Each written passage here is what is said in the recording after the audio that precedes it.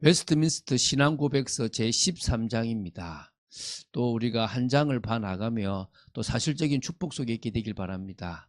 오늘 제13장은 성화에 관하여 이겁니다. 성화라고 하는 것은 주님께서 우리를 거룩하게 하십니다라고 보시면 됩니다. 주님께서 우리를 거룩하게 해주시거든요. 그래서 먼저 성화, 거룩하게 하심에 대한 어떤 기본적인 의미를 좀 우리가 봐야 될 줄로 믿습니다. 성화, 거룩해 하심의 의미를 좀 보면요. 원어에 보면 거룩하게 하심이라는 이 단어가 카다시라고 하는 단어입니다.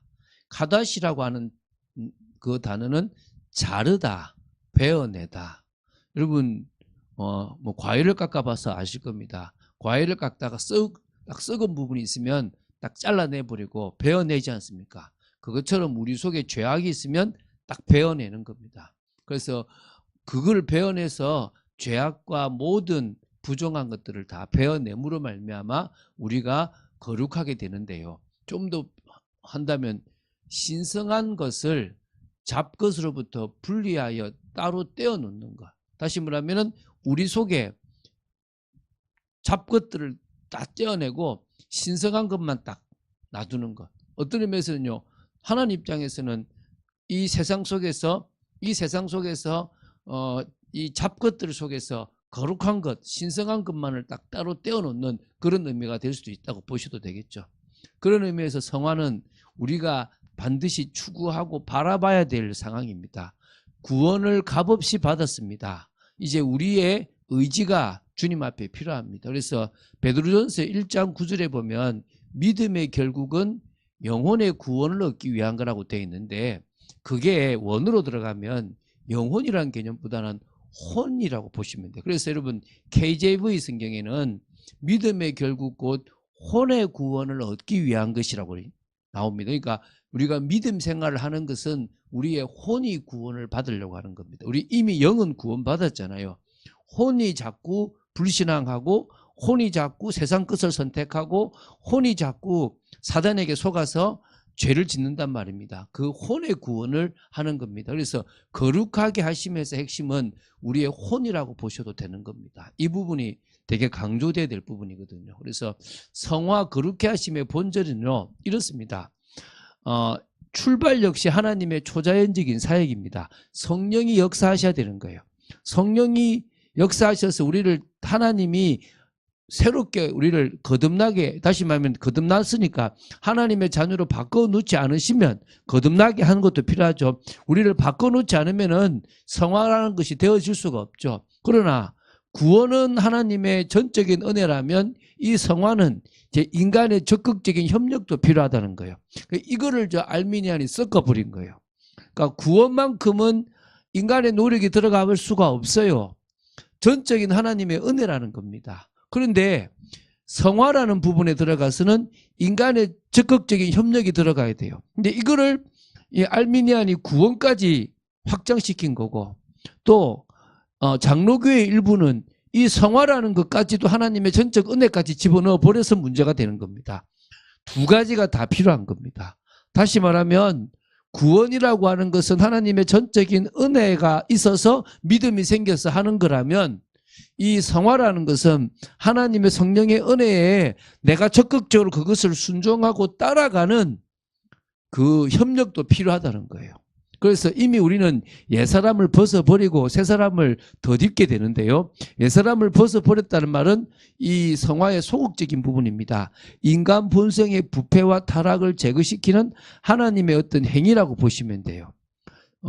그 다음에 새사람을 덧입는다고 하는 것은 적극적인 부분입니다.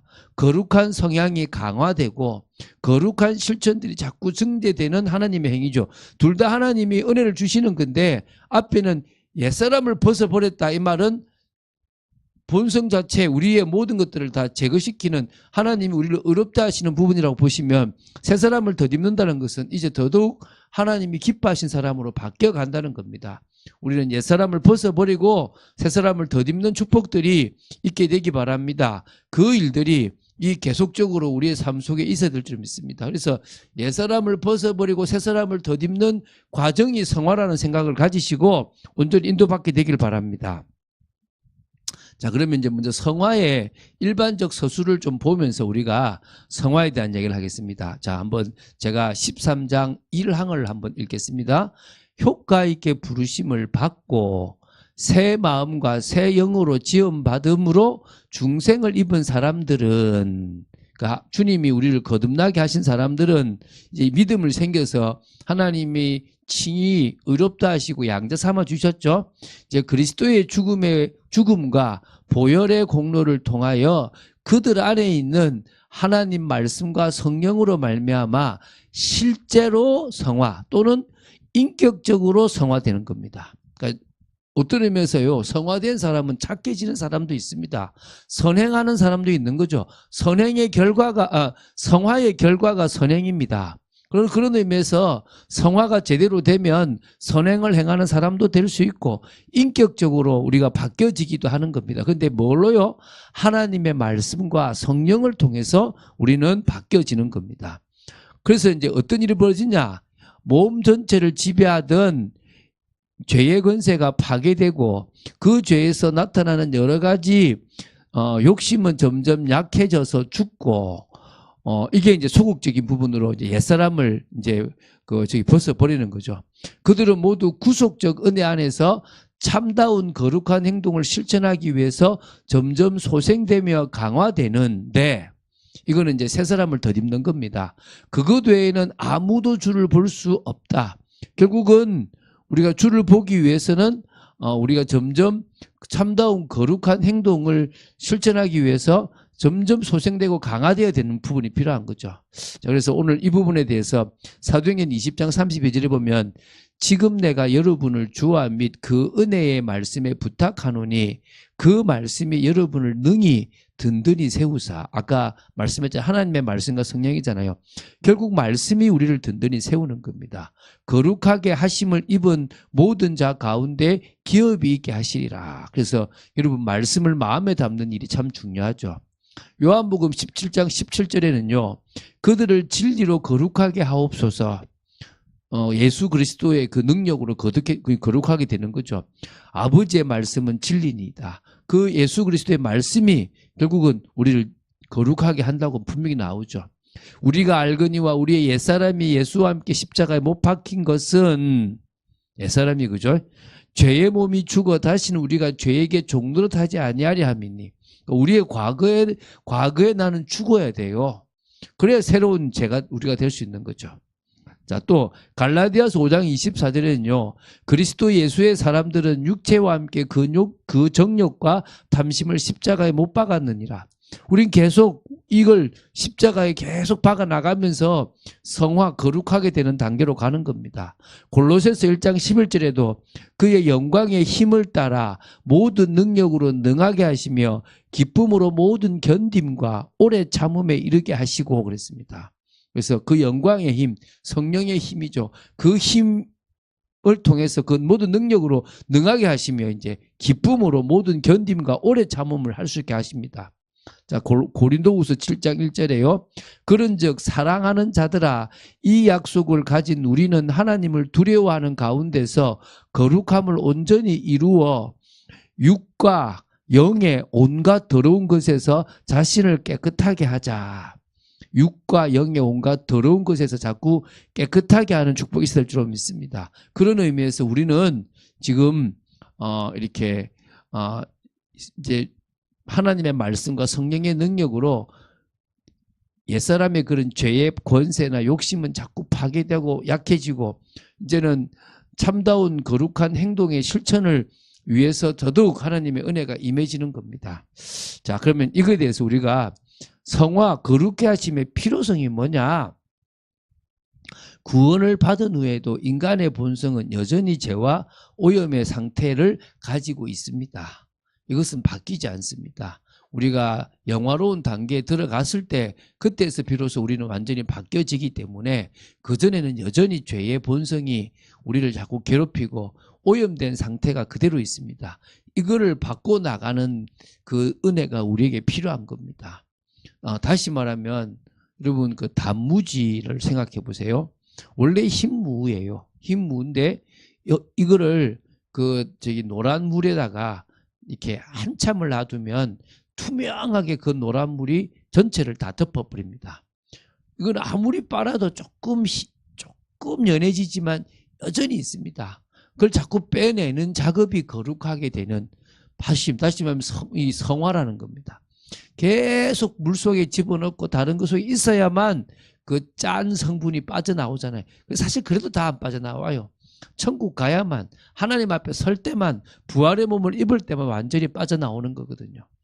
그 정도로 우리는요 이미 죄와 오염의 상태가 있는 겁니다. 두 번째, 인간의 본성은 죽을 때까지 새로워져야 할 필요성이 있습니다. 아까 말씀드렸지만 죽을 때까지 절대 그 안에 있는 죄의 본성은 완전히 빠져나오지 않습니다.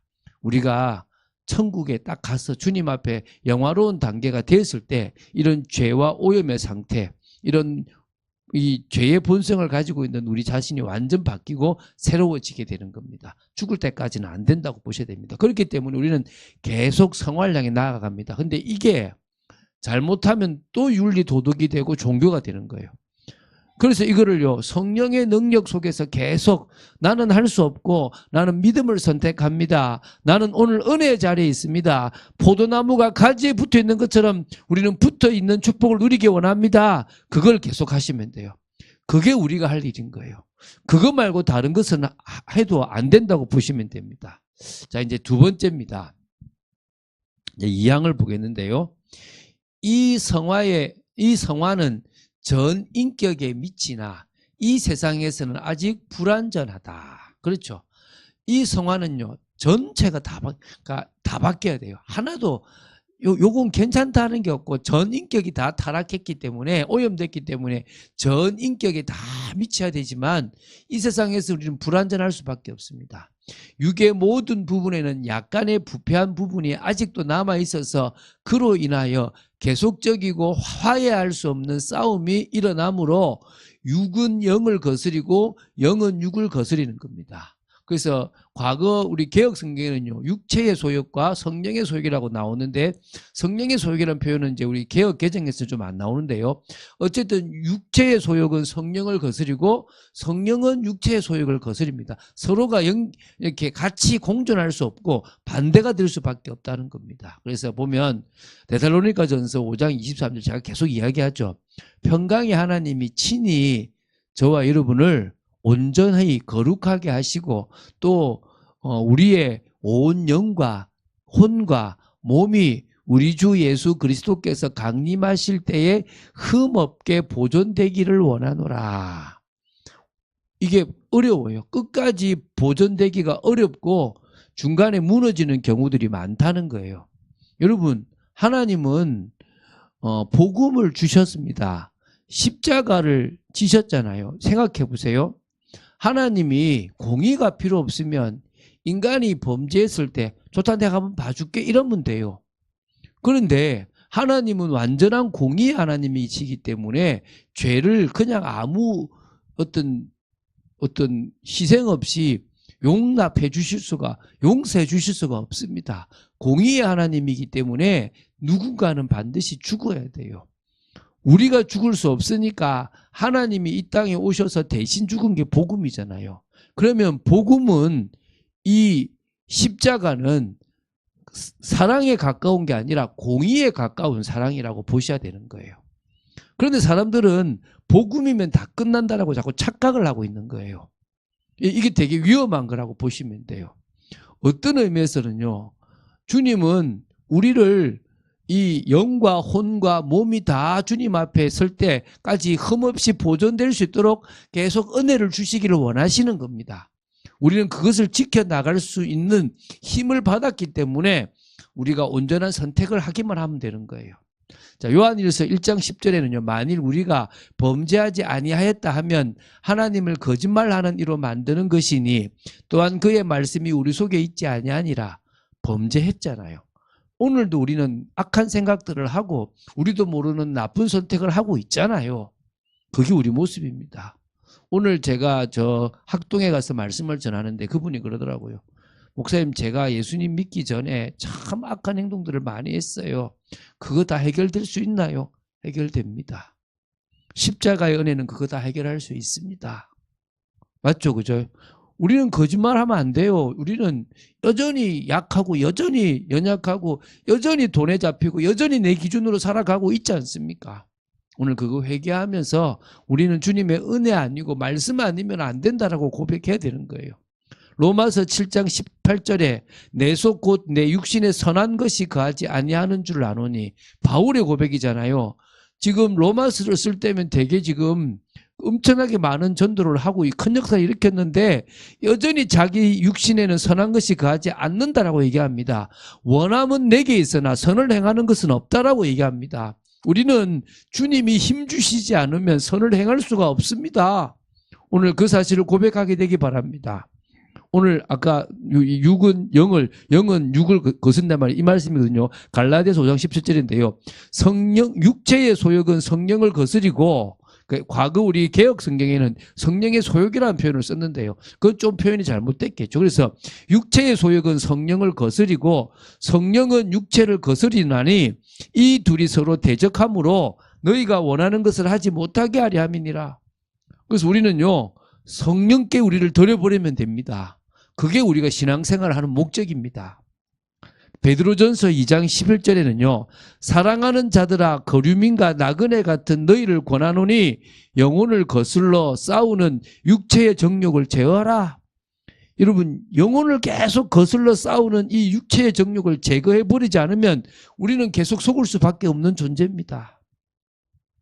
이게 이 세상에서의 불완전함에 대한 이야기인데요. 자, 그러면 이게 뭐냐? 그러면 성화의 특성을 보면 압니다. 이 거룩해 하시면요, 전인적. 다시 말하면요, 몸과 영혼, 지성과 감성과 의지 모두 전인적으로 다 바뀌어야 되는 거예요. 또 전생애적으로 돼야 됩니다. 경건 생활이 일생을 두고 계속 되어야지 초반기 되고 뒤에는 안 돼도 되는 게 아니라 갈수록 더 돼야 돼요. 그래서 바울이 그러잖아요. 처음에는 나는 사도 중에 지극히 작다 그래요. 근데 한 중반쯤에 그 쓴 서신을 보면 나는 지극히 작은 성도보다 더 작다 그래요. 근데 그의 말에 쓴 서신을 보면 나는 죄인 중에 괴수다 그래요. 계속 경건 생활을 계속 할 수밖에 없고 하면 할수록 인간의 악함밖에 없다는 것을 깨닫게 돼요. 그래서 이 세상에서의 생이 끝나는 순간에 비로소 우리는 완성되어지는 겁니다. 그전에는 안 되는 거예요. 그런 의미에서 성도의 삶은 이 세상에서 점진적으로 계속 성화를 해나가는 거예요. 점진적인 성화를 계속해야 되고요. 사망 때 영혼은 완전 성화에 이릅니다. 그러면 육신은 어떻게 되느냐? 몸은 그리스도의 재림시에 부활함으로 완전 성화돼요. 그러니까 그리스도께서 재림하는 그 순간에 영혼과 육이 완전히 성화된다고 보시면 됩니다. 그런 의미에서 우리의 삶은요, 참 계속 은혜를 사모하는 삶으로 가지 않으면 안 되는 겁니다. 여러분이 어렵더라도 지금 이 시간에 앉아서 말씀을 듣고 있다, 복된 겁니다. 계속 듣는 중에 탁 뚫리고 이해되는 여러분 되시기 바랍니다. 그게 전부라고 보시면 돼요. 자, 이제 세 번째입니다. 이제 영적 성장. 그래서 우리가 성화를 계속 한다는 것은 영적으로 성장한다 이 말입니다. 사망을 보겠는데요. 이 싸움에서 남아있는 부패성이 잠시 동안 우세하나. 그렇죠. 여러분, 부패성이 더 우세하는 것처럼 보여요. 그래서 우리는 자꾸 안 되고 억울하 나는 공부한 사람이다라고 고백할 수밖에 없는 상황이 생기는 거예요. 그런데 그리스도의 성결하게 하는 성령으로부터 계속적으로 힘을 공급받음으로 중생한 편이 이기게 된다. 할렐루야. 결국 우리가 이길 수 있는 것은 성령의 능력입니다. 그래서 우리는요, 계속 순종해야 돼요. 뭘 순종하냐? 포도나무에 붙어 있듯이 그리스도 안에 있기 위해서, 영을 따라가기 위해서, 성령의 역사 속으로 들어가기 위해서 늘 순종하는 삶을 살아가는 겁니다. 그러므로 성도는 은혜 안에서 장성하고 하나님을 경외함으로 거룩함을 온전히 이룬다라고 얘기합니다. 그래서 여러분, 은혜 안에서 자꾸 자라가시기 바랍니다. 하나님을 경외함으로 두렵고 떨리고 정말 또 하나님을 사랑함으로 거룩함을 온전히 이루게 되기를 바랍니다. 자, 로마서 7장 23절에 보면요, 내 지체 속에서 한 다른 법이 내 마음의 법과 싸워 내 지체 속에 있는 죄의 법으로 나를 사로잡는 것을 보는도다. 이 남아있는 부패성이 이 정말 죄의 법이, 그러니까 내 속에 있는 다른 이 속에 있는 이 죄의 본성이 자꾸 나를 사로잡아 가죠. 요한일서 5장 4절 무릇 하나님께로부터 난 자마다 세상을 이기니라. 그렇지만 우리는 세상을 이깁니다. 왜? 세상을 이기는 승리는 이것이니 우리의 믿음입니다. 믿음 고백하시면 됩니다. 안 된다 하지 말고 될 거라고 고백하십시오. 아, 나 넘어진다 어떻게 합니까? 예, 일어날 거라고 고백하십시오. 지금 내가 넘어졌지만 나는 다음에 일어날 거다라고 고백하세요. 지금 못 놓습니다. 나는 놓아질 거라고 고백하세요. 그게 믿음입니다. 그때 성령이 역사합니다. 주여 저를 불쌍히 여기소서라고 기도하시면 돼요. 베드로후서 3장 18절에요.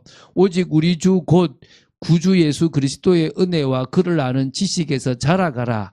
영광이 이제와 영원한 날까지 그에게 있을지어다.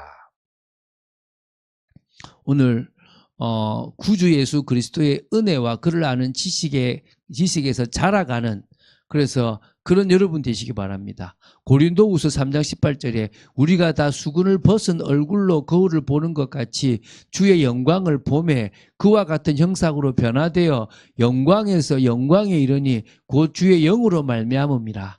우리가 영화롭게 되는 것은 내 힘이 아니고 곧 주의 영, 성령으로 가능한 겁니다.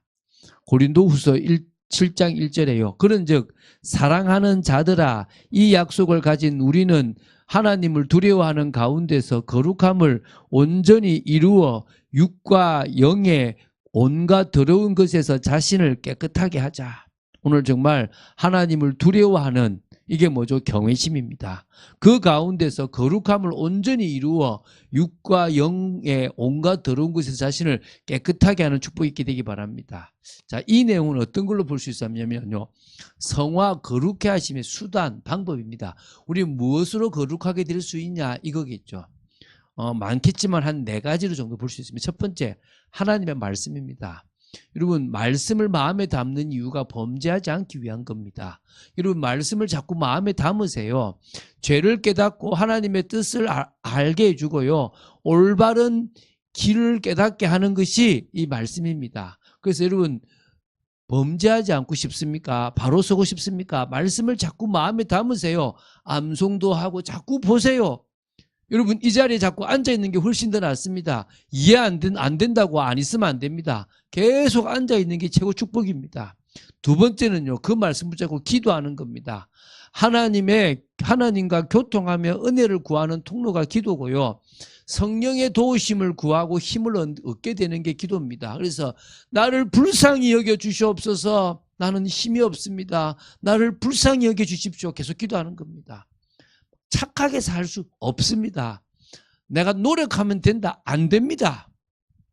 그러나 우리가 성령을 힘입으면 가능해지는 겁니다. 오늘 그런 축복이 여러분에게 있게 되기를 바랍니다. 세 번째는요, 은혜를 나누세요. 여러분, 우리가 성찬식을 하고 우리가 세례를 받고 하는 이 모든 성례의 과정이 믿음을 고백하고 결단하고 또 십자가를 기념하는 시간이잖아요. 그리고 공동체 축복, 우리가 믿음의 삶을 살기 위해서 서로 성도 간에 구역 예배를 드리고 또 봉사선교팀으로 모이고 또 교회에서 교제하는 이유가 은혜를 나누는 것입니다. 그게 내가 도전을 받고 변화되는 시간이고 내가 나를 고백하는 시간이 달라지는 겁니다. 여러분이 자꾸 고백하는 중에 달라지는 여러분 되시기 바랍니다. 성령의 역사와 인도, 결국은요, 성령 충만이 권능으로 이제 결국 이기게 하시는 겁니다. 그리고 말씀과 기도 속에서 인도받게 하십니다. 고난과 시련 속에서 인내하고 소망하게 하십니다. 그런 의미에서 성령의 역사가 아니면 거룩하게 될 수가 없다는 것을 기억하십시오. 그런데 그 성령의 역사가 하고 싶습니까? 말씀을 마음에 담고 기도하고 교제하고 또 기도하십시오. 그럼 어느 날 성령의 역사하고 우리를 인도하는 역사들이 있게 될 줄로 믿습니다. 자, 이제 정리 한번 해보겠습니다. 성화에 대한 전체 정리를 하겠습니다. 3가지죠. 그렇죠? 첫 번째가 중생한 자들은, 다시 말하면 그 중생한 자들은 결국 칭의와 양자까지 갈 건데요. 그 자들은 성령에 의해서 실제적으로 또 인격적으로 더욱 거룩해집니다. 모든 죄의 지배 좀 지배가 지금 잘못된 모든 죄의 지배 이 세력이 파괴되는 겁니다. 그리고 여러 정욕이 점점 약화됩니다. 그래서 참된 경건을 실천하게 됩니다. 그래서 이 모든 죄의 지배가 결국 그 지배하는 세력이 다 파괴되는 그게 진짜 우리에게 필요한 거죠, 그죠? 두 번째는요, 이 세상에서의 불완전함입니다. 이 세상에서 우리는 자꾸 불완전할 수밖에 없습니다. 죽을 때까지 완전한 성화는 없습니다. 죽고 나고 그것도 부활하고 나서야 영혼과 육이 완전히 성화될 수 있습니다. 아직도 부패의 잔재가 남아있고요. 육신의 소욕과 또 계속적이며 하야할 수 없는 싸움이 계속 우리 속에 있습니다. 그래서 우리를 자꾸 주님께 드리는 시간들이 필요하다라고 말하고 있죠. 세 번째는요, 영적 성장입니다. 이게 성화입니다.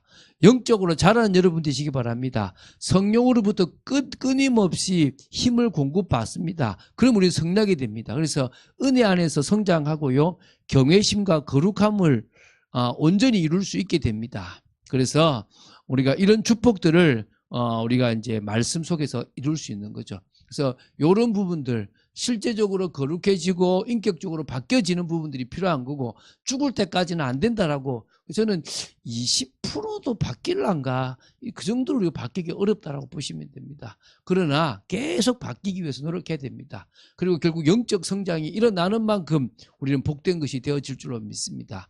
그런 축복을 누리는 여러분 되시길 바랍니다. 이 시간 기도하겠습니다. 주는 그리스도시요 살아계신 하나님의 아들이심을 고백합니다. 우리가 또 성화, 거룩하게 하심에 대해서 오늘 정리를 했습니다. 하나님께서 주시는 참 은혜가 우리에게 넘치게 되기를 바랍니다. 성령의 충만함 속에 도록 지켜주시고 역사하여 주시옵소서. 주 예수 그리스도 이름으로 기도드립니다. 아멘.